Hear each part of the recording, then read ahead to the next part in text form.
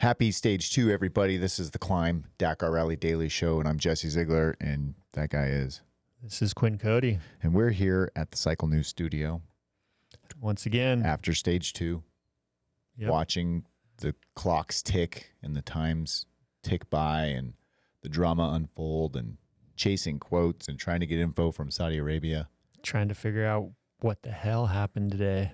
Yeah, there's a lot going on today, like every day. I say that every day. There's a lot happened today. Well, yeah, no wonder, dummy. It's Dakar. Stuff happens every day. It's a moving city with all kinds of chaos happening. We had a couple fun comments on our YouTube video. People were a little surprised about the scale of this race. I think we're introducing it to new people, which is the goal. We said they had to ride 150 kilometers to the start of the race, and somebody was like, excuse me, I think you mean 15 kilometers? We're like, no, 150 km liaison to the start of the special. That's not even that big a one. Yeah, it's a little one, for sure. I think later in the race, they have something like 500K liaison in a special. Yeah.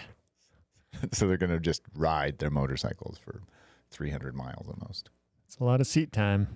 Thanks for a long day. It's more hours than I got on a bike this year. Or in a year. Yeah. In a year. But let's get into it today. Today, the show is brought to you by our friends at Klein, obviously. Again, go to Klein.com. Check out their new motorcycle gear. They got some new adventure stuff launching this year. They got they're always launching new stuff, man. Good stuff out there. And today, our OEM manufacturer is GasGas, which look at Quinn. Look at him. He's branded GasGas today. GasGas shirt. Look at you. Way to go. GasGas makes some. They're like the fun, cool brand that you're going to work with. Yeah, there's all kinds of cool stuff coming out of GasGas, and the new bike is the new moto bike is really cool. We get to kind of try a lot of stuff that maybe they don't get the opportunity to do with KTM Husqvarna. So it's a super cool brand to work with. Yeah, I raced the GasGas EC300 at our super hard enduro stuff with Lucas from Klein, and yeah, it's a cool brand. That's why I chose it, because I'm cool. I don't make it look cool though. No, I make it look very durable. Thanks for GasGas for coming on. They're also going to be kicking down our grand prize for the Dakar Rally Fantasy Derby grand prize winner. They're going to be kicking down an e-bicycle, like an e-moto 2 or e-moto 1. It's like a beach cruiser bike. I'm going to pop up some images of it if I can round them up right now. I'm not really that prepared today, but nice. Yeah, so we're gonna get one of those. We're gonna ship it out. Hopefully, whoever wins is in the United States. If not, I'm gonna try to figure out how to get something of equal value to the Canadians that dominate our game every year. The other thing new coming from GasGas this year is dual sport. Yeah, they finally got license ES plates. 350, ES 500. Finally got on the dual sport game over there. Yep. And first time for GasGas, so that's cool. A lot of our listeners are dual sport guys. So yeah, you can get a cool red GasGas dual sport bike. Thanks to Rally Navigator again for making road books accessible to normal people, and for you the opportunity to nerd out and build your own road book. We're pumped on Rally Navigator. Today's stage was a big one again. We said over 400K of special and a lot of racing to go on. And let's get into the top 10 stage results right off the bat. I have them over here on this fancy screen. If you're just listening to the podcast, don't forget to check out the YouTube video if you want to see some visuals. We got a little bit of, it's a learning experience. We're not nailing it, but there's some pretty good stuff up here. Yeah, it's a work in progress. Thank you for that. Thank you for that. So Nacho Cornejo on the Honda team took the stage win today after gobbling up some bonus time. He had a really good start. I think he started, what did he start today in order? Nacho started, I want to say 4th today, 5th maybe. Started 5th. Fifth. Chased down the front guys pretty early and then rode along with all the front guys, just sharing the bonus. This is the first time we've seen the top guys share bonus time.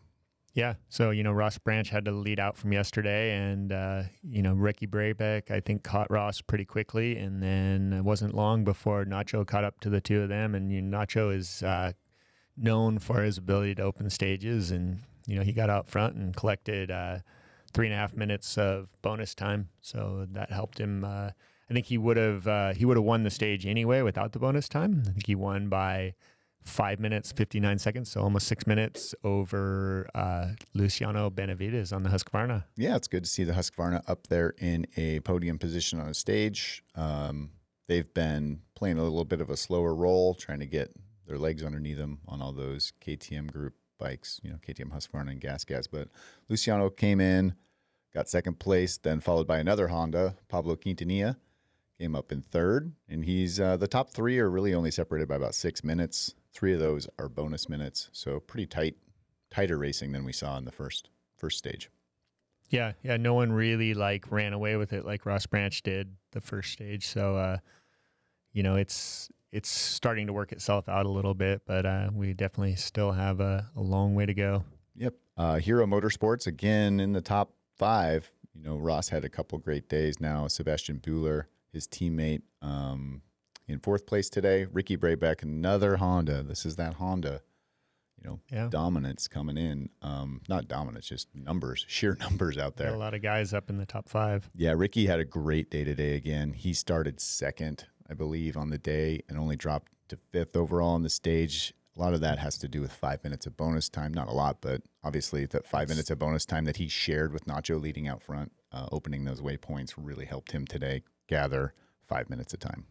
Yeah, really good day for Ricky, and I think we got a quote from him a little bit later, so good to hear from those boys inside the motorhome. Yep. Then we have Sam Sunderland, former winner and former 2-time winner.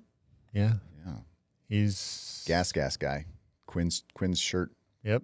Buddy today. GasGas factory GasGas rider. He was only about 3 seconds off of Ricky Brabec, so really, really close there. Very good ride by him. Then a couple more, or another KTM group teammate, Toby Price, gets into that top 10 today. He's lost about 7 minutes on the guys today, but these guys seem to be up in their pace a little bit.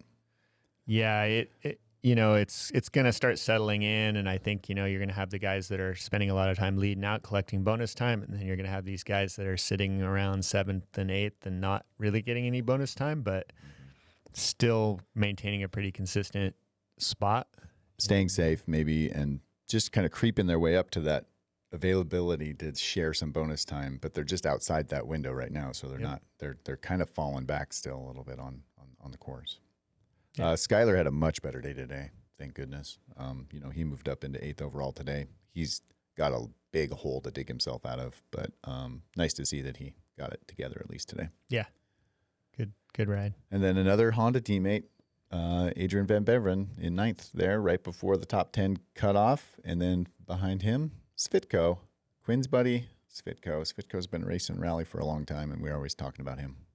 Yeah, I mean, Slovak rider. He's been around since back in my day. Yeah, that was a long time ago. I know. Jeez. Yeah. This guy must have some of that good stem cell research or something going on over there. Something. I don't think you could pull that off now. No, just straight calling you out today. Yeah, the yesterday's stage looked pretty rough. I think those rocks would have been pretty hard on my hands. Yeah, that was the word in the pits we heard. Although some people thrive in that, like people like Mason Klein, which brings up a good point. We don't see a lot of Mason Klein today. Quinn, can you give us a little insight into what happened possibly with Mason today? We're working on getting some info from the bivouac. We haven't heard anything from the Mason Klein camp, except we know that his bike stopped running about kilometer 41, 40-ish, and he was down for about 2 hours. There's a little bit of video of him with the fuel tank off, kind of working on it, but we have no details other than that. So it was a shame, but he was able to get the bike running and get it in to the end of the stage. So hopefully it's not something that he continues to struggle with, and something he can, get back in the race, and hopefully, work his way back up over the next couple of days to mix it up with the top guys, at least for some, some stage, good stage finishes and whatnot. I mean, he's out of the rally, right? Yeah, he's out of the contention. He lost over 2 hours for an overall, but hey, get out there, get some exposure, get some, coverage for the Kove, hopefully, and hopefully get that thing to the finish. I think that's the main goal, really, at this point. He's full experimental, racing here with this bike and platform and on his own. So it's cool to see him out there anyway. But I struggled today. He's working on some bike stuff. And Ross Branch, he finished up in 11th. So he was about 11, almost 12 minutes back. He collected 4 minutes of bonus time, but he's still holding on to the overall lead, which is pretty cool. Ross has a overall lead of, I believe, just over 2 minutes and 55 seconds over Nacho Cornejo. Yeah, and that's counting. Oh, geez, how much bonus time does he have there? He had, I think, 3 minutes something of bonus time. So this is where that bonus time. He's got a minute gap thanks to having some bonus time. Really, pretty cool. Top overall results, like Quinn said, start with Ross in first still. Riding great race, like crushing it. Good to see him. And then Nacho's in second now after his strong performance today, which is good to see again. He's, like we said, 2 minutes and 55 seconds down. And then our buddy Ricky Brabec from the USA is coming in third. He's 7 minutes and 15 seconds off the lead. And that's your top three in the overall general classifications. Then everybody else starts shaking out in the 15 to 20 minute range in the top 10 behind the leaders, starting with Pablo Quintanilla. That's 3 Hondas in a row, second, third, and fourth. That's a strong placing by the Honda team, which we kind of expected or we anticipated could happen. Yep. Just because there's so many of them up there. Yeah, so the Honda boys are, thus far having a good rally. And our first Husqvarna, Luciano Benavides, is sitting in fifth. He's 17:22 off the lead. Yep. And these gaps seem big. They seem big to me, but I have a short memory on how this stuff works out compared to last year. Yeah, it's going to work itself out, definitely. This is only the second day, and I think there's going to be a bit of a swing back and forth. And to me, it looks good for Ricky and Nacho. And even Ross. I mean, these boys, they've got a little bit of cushion on the Husqvarna and GasGas guys, and Toby Price back in 8th, and he's 19, almost 20 minutes back. Yeah, so we have 10-minute gap before the podium. I mean, after the podium drops off, there's basically a 10-minute gap to fourth place. Yep. And then it just doubles again by the end of the top 10, so 20 minutes to top 10. That's not insignificant, but you think it's going to settle down and kind of tighten up. Yeah, I mean, and people are going to have issues. I know that for sure. Half these guys may not even be here after the rest day. So, jeez, yeah, that's always something you got to think about. Is the attrition rate is pretty massive out there. Yeah. Daniel Sanders, he's sitting in 6th again, 17:24 off the lead. He's only 2 seconds behind Luciano, and Sam Sunderland, the other GasGas factory rider, is in 7th. They're stacked on top of each other there. Yep. Toby Price coming in 8th place overall, 19:39, just under 20 minutes behind. Another Honda with Adrian Van Beveren in 9th, 20 minutes back in 43 seconds. Then Mishek came in at 22:58 back, top 10. Yeah, so and then Kevin Benavides, the other factory KTM rider, is just outside the top 10 in 11th place. Yeah, Kevin had a bit more of a struggle in the beginning and lost a bunch of time one of those days, and now he's just outside that top 10. He needs a couple good days. He didn't have a great day today either, and I think maybe some of the effects of that leg injury might be nagging him, especially after from what we're hearing from the guys is these are two of the toughest stages back to back that we've seen in some time, and so the ASO's throwing it at him right off the bat, and trying to maybe thin the field out a little bit. Just like Anthony, our man on the ground, said, if they can find a way to turn the screws to people in any way possible, they will do it. And I think they did that with the rocky lava, really nasty obstacles in the beginning of both of those stages, just making it impossible to go fast or massively risky to go fast, as Tasha Sharina from the Honda team found out by going down. Yep. And Joaquim Rodriguez on the Honda, like just making it ultra risky to push speed and like really annoying to go through that stuff slow. Yeah. Because you're like, I got to go fast. I'm racing. Rough. Yeah, not on day one. Not on day one. That's our top 10 and our top general classifications for overall and for the day. So racing is tight. Racing is awesome. Plenty of stuff going by. We got some intros here coming up. Okay, as what happens a lot of the times is we wait for a while to hear from Saudi Arabia, and then all of a sudden we get a lot of stuff at once. So thanks to Anthony on the ground for getting us stuff. Thanks for the racers, too. A lot of these guys are sending it directly to us, which is kind of a big deal today because they're preparing for a marathon stage. First marathon stage of this rally is tomorrow night for them. So they're going to have to go marathon it up. They have to pack their crap for that today while they finished a massive stage. So let's get into it quick with stage winner Nacho Cornejo here. We got a good quote from him, direct from us, from his team motorhome world championship out there. Hey Queen, how's it going? Nacho here. Today's stage went pretty good. Started 5th and catch the front group, Ricky and Ross, like kilometer 90 something, and we rode together from there to the finish. So a little crash at some point. The guy stopped to check if I was okay. I appreciate that, and then we continue. And yeah, was able to grab a stage win. It's always good, and solid stage for me. So it's been pretty rough this first 2 days. A lot of rocks, a lot of navigation.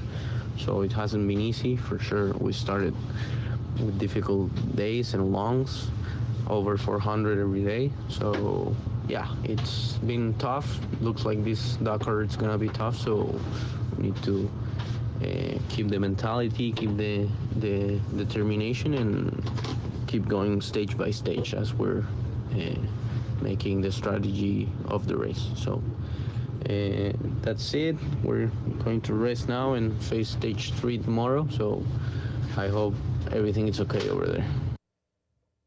Sounds pretty relaxed for just going through that brutal couple days. Yeah, I mean, this is a tough first 2 days of the rally, and he's, it's good to see Nacho back up front.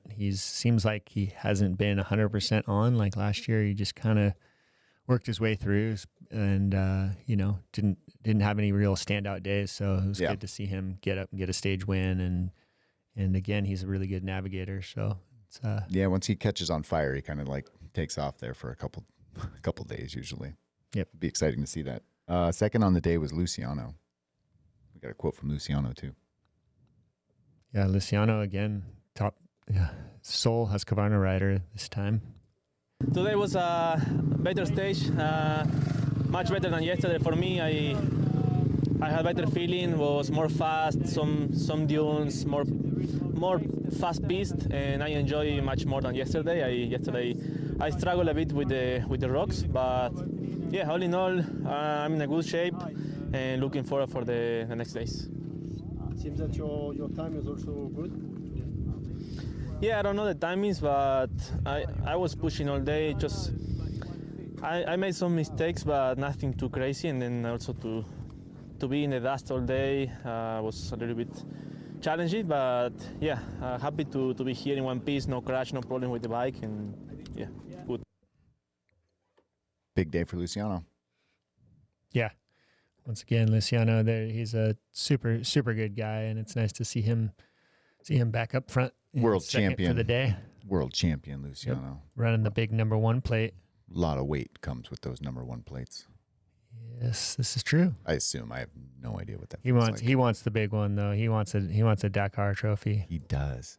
His brother's showing his Dakar trophies off all the time to him. Yeah, definitely got to try to beat out Big Brother. Big Brother doesn't have a world championship though. Nope. Little smack talk there at home, I'm sure.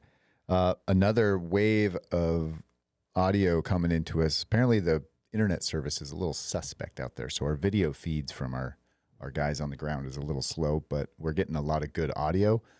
The next one that I think Johnny Campbell hooked this up along with Nacho. We have Ricky Brabec, who's just been creeping along and doing a good job today. Let's hear from Rick. What's up, guys? Thanks for having me on the show. Yeah, the rally's been going fairly decent for us. You know, it's back in the same zones as 2020, so it's positive. The navigation's been really tricky, like 4 notes a kilometer, so it's not the easiest, but you know, the first few days was quite fun. Spent it with the teammates on day 1, and then today, the finish of day 2, I spent it with Ross Branch and Nacho for, I'd say, most of the day. You know, tomorrow we have a marathon where the mechanics can work on the bike, but then we take a liaison over to a set of tents out in the middle of the desert. And then, yeah, for stage 4, not exactly sure what's to come there, but for tomorrow, I think we're going to be back into some rocks, kind of like the first day. The first day was pretty gnarly. The friggin' rocks were sharp, and from refueling to the finish, they were just, dude, you couldn't even see the end of them. So the first day, I think, wore a lot of people out, and yeah, today was just a little bit smoother style terrain, but hey, a lot of navigation was pretty tricky. Few mistakes, but you know, didn't hold us back too much. So for stage 3, yeah, there's some rocks. Curious to see how that's going to go. We finished 5th on day 2, so tomorrow we're going to start kind of in the mid pack, and I think that's super awesome for us. I've been up front opening the last 2 days, so that was not the funnest, but yeah, anyways, we're sitting pretty good, and yeah, it's only second day in the rally, so with 10 more days to go, let's keep fighting and keep pushing and keep the rubber side down. 10 more days. It's barely even started, Quinn.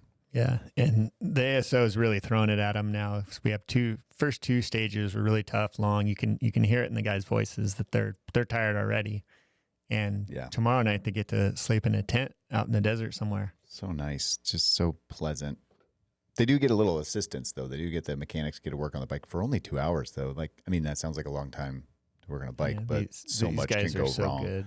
And the mechanics are amazing, but if you have an issue and you destroy a nav tower, or you know, you have I don't know, any other imaginable issue that can happen and does happen out there. 2 hours goes by pretty quick. I've watched the KTM mechanics build an entire bike in 2 hours, so that's true. I think they're pretty good, the top guys. But if you're a little further back or privateer or have a little less support than the top factory guys, then you're gonna have to tiptoe tomorrow and be careful, because 2 hours for some of the less experienced guys may be a little more difficult. I couldn't even change oil in 2 hours. Yeah, but I think Ricky's starting in a good spot for tomorrow. He's he'll be starting 5th, and he's got his teammate Nacho out front laying down good tracks, so he knows that the first tracks are going to be pretty good. So, and he's kind of in that position where he can make up some time, but then still collect some bonus points on the end of it, and he's looking pretty good for tomorrow, I'd say. Especially with his teammates surrounding him, and they're just a lot of confidence in that pit area, I think. So, you want to hear from Toby? Let's get on Toby. We just got a message from him from Anthony in the pits, so let's rack that up. Toby Price here. How was your day? Yeah, day 2 was a little bit better than day 1. It was, still really tricky navigation, but not quite as stony as the first day. They definitely put us through our paces there on day 1, but had a couple of minor mistakes early on before the control point 1 there, and lost a little bit of ground, but then after that I felt like I was in a pretty good groove and cruising along, and in the middle of mistakes. So didn't lose a lot of time, but it's only day 2 and still plenty more racing to go. Talking to various folks, sounds like lots of people are making the odd little mistakes, or the pace that everyone's running for the first 2 days, it's quite crazy, I thought the first day we kind of would have been a little bit slower pace and trying to get into the groove of things, and yeah, and when you cross the finish line and you were 20 odd minutes down, you're like, whoa, okay. I have a little bit of work to do. So day one, like I say, it wasn't the greatest for us. I had an issue with the bike. I lost a gear shift lever for 70 Ks, and I was stuck in fourth gear for 70 kilometres. So I then also lost a bit of time. Right before the refueling, I put another gear lever on because you're not allowed to work on the bike in the refuels now. So I did that before I went into the refuel. And then, I decided I was like, not going to put the bash plate on because I just couldn't get it to line up properly and get the bolts back in. And I was like, for the first part of the stage, it's just been wide open, full gas. And then we just went into the hellish area of rocks and stones. So I was just treading lightly. But yeah, like I say, it's day two. I think we're still around about 20 minutes down or something. But like I say, it's only day two and there's a long way to go. And anything can happen. And the pace we're running, it's very difficult to stay on top of the navigation. Sounds like it. Any more bush mechanic tricks? No, nothing on this trip yet so far. I had a spare gear lever and I had a bolt for that. You didn't have to cut a finger off and zip tie it on there? Or nothing, and I didn't have to try and zip tie a stick or nothing to the gear shift lever or anything. So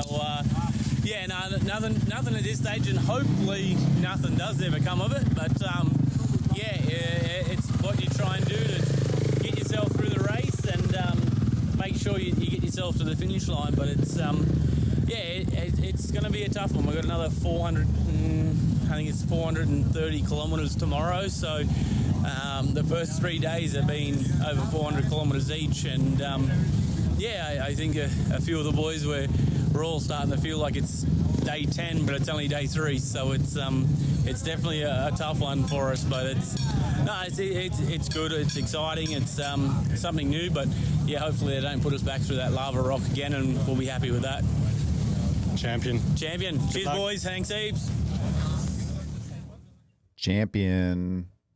Yeah, wow. A lot of insight there from Toby. Definitely. And, it shows, he's a veteran and the composure that he has to be able to stop before entering the refueling, put a gear lever on. He has to take his skid plate off. He's got to get his tools out. And then he just left his skid plate in the desert, basically, and took off and rode the last, whatever it was, 130K through the rocks with no skid plate. It sounds like it was terrible. He rocks. Was cautious, but did the smart thing to get the bike in and get to the finish line so he can just keep chipping away at this time deficit he's in. Yeah. Someone else in a big time deficit is Skyler. We talked about him yesterday, but he called in with a message to give us an update too. So here's Skyler.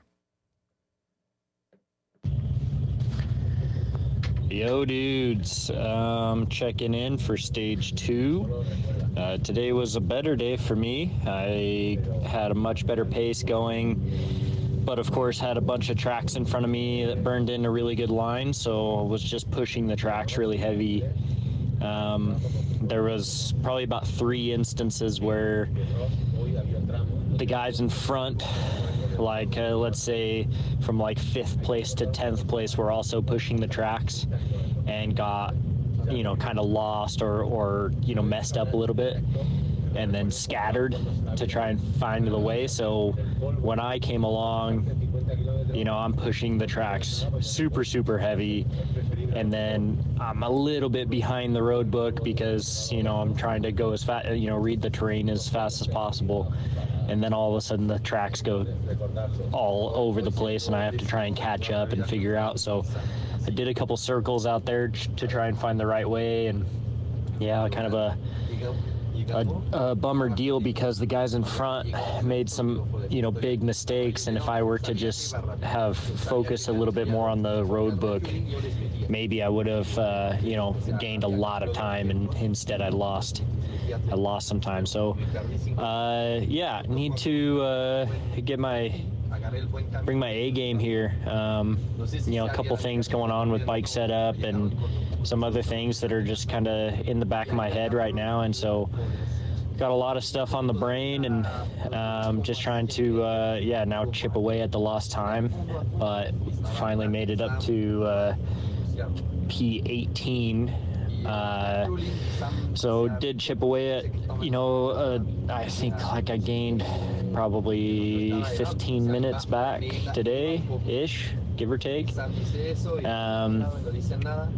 But yeah, a couple little bike things going on today, kind of factory probs, but we have a speed limiter for the maximum speed and the speed zones, and that stopped working on me today, so I had to manage to the top speed, and today was a super, super fast day. So yeah, just one more thing on the brain to try and manage while riding 100 miles an hour and trying to navigate it at the same time. So it's one thing that they're doing out there, though, is definitely making the navigation much more difficult.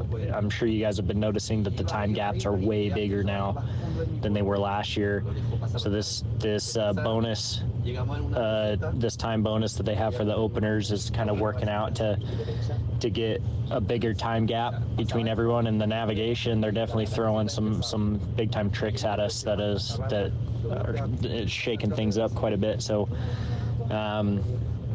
yeah, tomorrow is kind of like a half marathon stage, so we get a 2-hour work period where our mechanic can prep the bike, but we still have to sleep in a tent and all that. So yeah, so far stage 1 super rocky and gnarly, and then stage 2 was an awesome mixture of just about everything, dunes and rocky canyons and super fast sandy tracks and all types of good stuff. So it sounds like tomorrow might be a little bit more of the same as today, which is awesome. So we'll give her. All right, see you guys. Look at that terrain. If you're watching on YouTube, look where they're riding. Yeah, and a lot of good insight from Skyler. He finished up the stage in 8th today, about 9 minutes 39 seconds off the lead. Mm-hmm.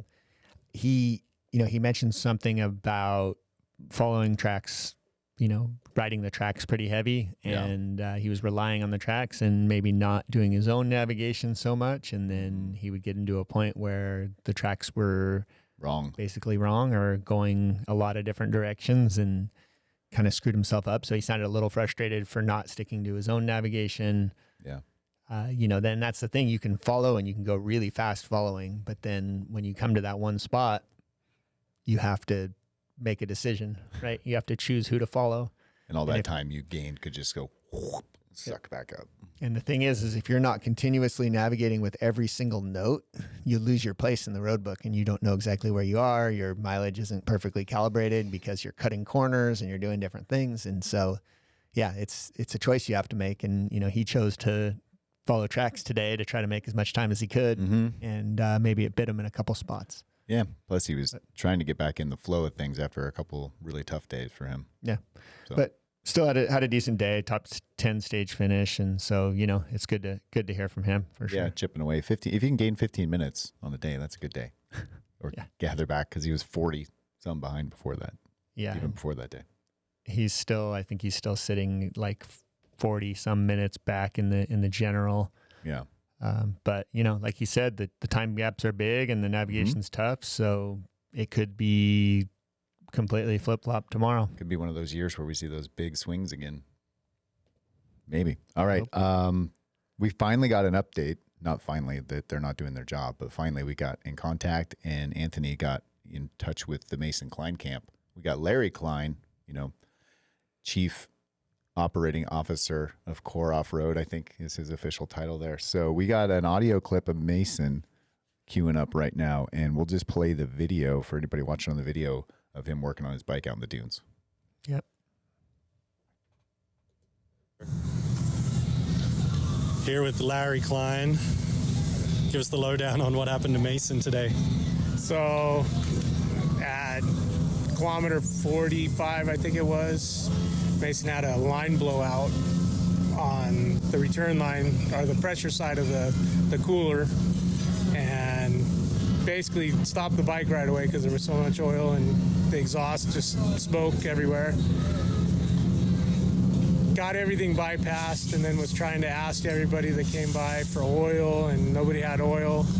Finally, Sunior on the Kove team came and offered up his oil to Mason. So Mason told him we could just do half of it. You can continue to ride the race and finish, and Mason didn't realize he was just going to stop and not continue, and then take a ride and opt out of the race. So Mason feels pretty bad about that after he found out when he got in, and he got told. So, you know, it's a bummer. But right now we've rounded up some steel braided line for the oil coolers, and we're trying to get a banjo and get it crimped. Hopefully we can find something the same size and get the oil line fixed. We're putting a new motor in it because on the way in, the way he routed it, the line got soft after it got hot again, and the line collapsed. Got a kink in it. Got a kink in it, and it collapsed and cut off oil flow.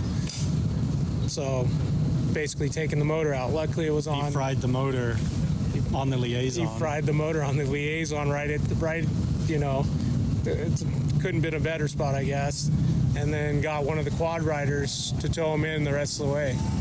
So that was good, I guess. And you know, it's just everything that happened. It was on the road, not in the sand. Tow him in, get a finish. So he's taking racing tomorrow. Yeah, take the 15-minute penalty, put a motor in it, and hopefully, you know, his thought is he can at least hopefully try and get top 10. Yeah. We'll see if that's win a stage or something. Or win a stage, yeah. But right on. Well, glad he made it in. Yeah. The saga continues. Yeah. But you guys are still in it, so try to overcome, right? Yeah. Just keep going. Right on. Okay, thank you. Yep, no problem.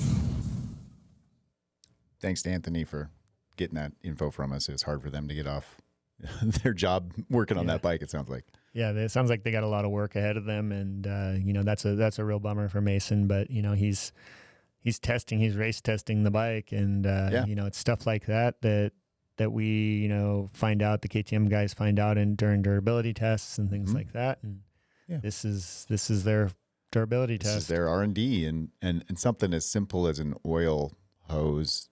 I mean, you would never have tested that unless someone like Mason Klein or like yourself or another factory level racer would have been beating that bike up over 2 stages of Dakar. Like, you wouldn't know that thing was going to overheat. Now they know that's a part to replace. Yep. Yeah, and that's, you know, that's the thing that comes with experience. And you know, what exactly happened was the oil cooler line blew off, or it was probably a rubber hose or something, rather than like on the, say, some of the factory bikes would probably have a steel braided line. So the rubber hose blew off, all the oil dumped out, and then he had to basically borrow oil from one of the other Kove riders that's in the race. And it sounds like that rider retired from the rally. He was trying to share oil with him, but I guess once he lost the oil, he didn't continue. So probably said, just take it all, I guess. Yep. So good teamwork. It's nice to have more guys on bikes that are the same as yours. And, you know, it's cool to see that they supported him and, you know, basically gave up their whole race. And I think Sunir was one of the guys that finished last year.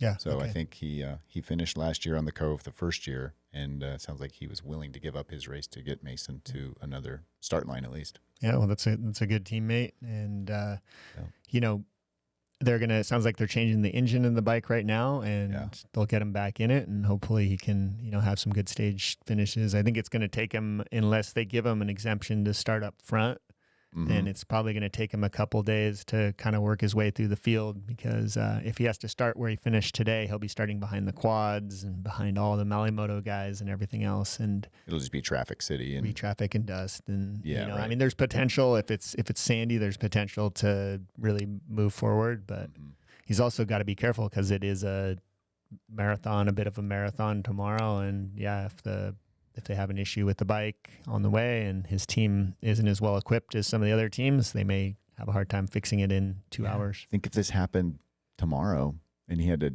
deal with it to get into the marathon, he'd be done for sure. He'd be leaving. So that's the dice you roll out there at the Dakar rally.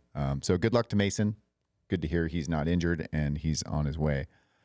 The next up sort of classic guys we want to talk about is Malle Moto, and we got a hold of Kyle McCoy. Kyle McCoy is one of the original American Dakar originals from last year, the big group of Americans that went out there. So I'm going to cue up Kyle's audio, and here you go. here in the Malle Moto pit with Kyle McCoy. How's it been going? Pretty good so far. Let's see, just finished day 2. Day 1 was nightmarish for me.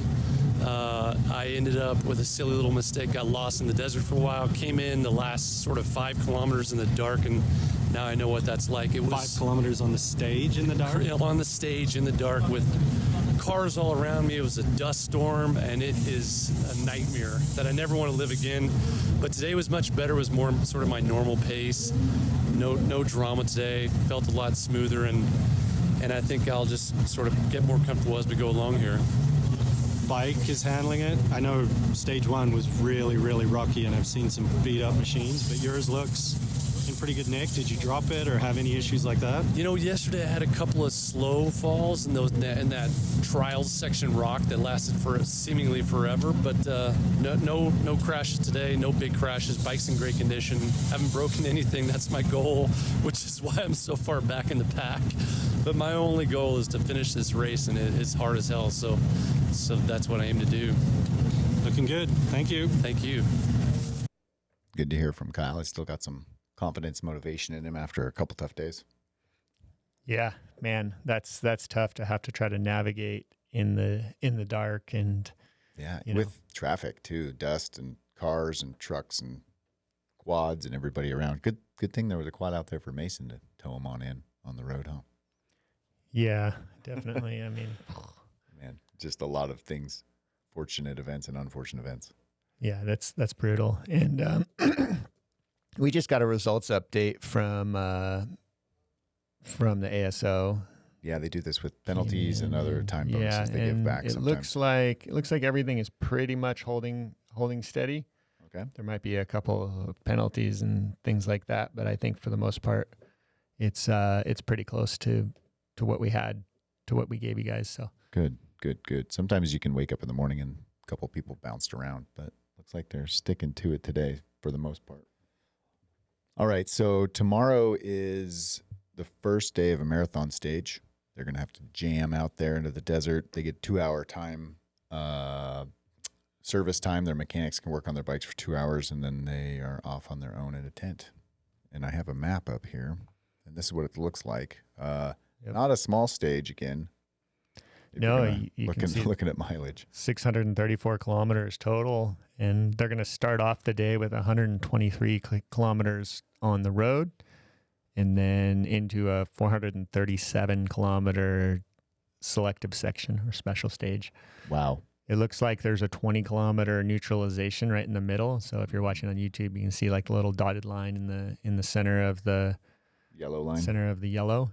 And so yeah, that's basically where the refueling is, and they'll ride, I don't know, 20 or so kilometers under a speed limit, and then restart. Yeah.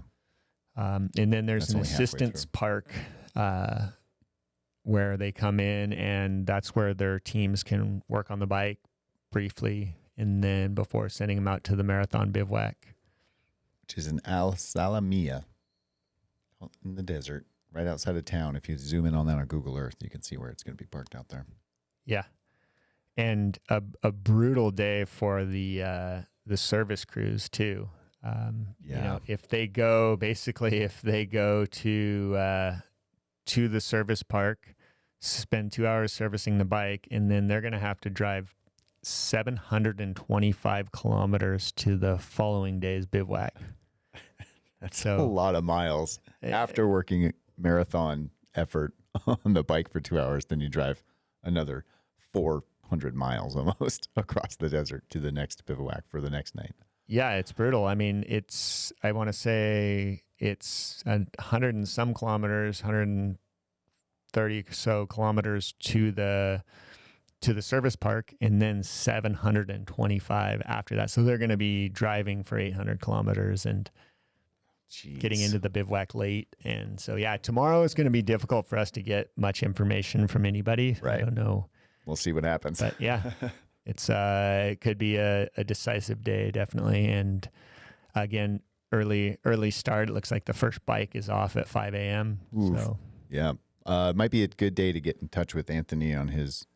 He might have some road time where he can call us and give us an update what it's like being embedded with a race team and try to get some of that lifestyle from the pits that, away from the racers, because they're going to be away from the racers for a long time tomorrow. Yeah, it'll be a long day for them. The good news is the following day they're basically going to be stationary, so they'll stay in one bivouac and wait for the riders to come to them. Yeah, they kind of riders and drivers make this pull, and then they can hang out there for a long time at least. All right, so who you got for tomorrow, Jesse? If I go to my chainslayer.com/Dakar fantasy league and try to predict who's going to win tomorrow. First of all, I have to admit that I did not pick any picks today because I forgot. I went to Supercross last night, and I totally spaced it. And while I'm at Supercross, one of our sponsors, High Desert Adventures, Ace Nilsson, texts me, "Hey, I'm at Supercross, dude." That should have reminded me. No. And I was running around talking to people at Supercross. He picks, obviously, and he ends up winning. He's the top guy today. Oh, Ace is on top of the board. Well, I did the same. I remembered last night at about 9 o'clock, and I opened it up to try to make my picks, and it was already closed. Too late. Damn. As a reminder, Idiot. picks close 1 hour before the stage takes off, so we can't have any cheaters out there. So I'm going to set a reminder for myself today to make sure to do it. Yeah.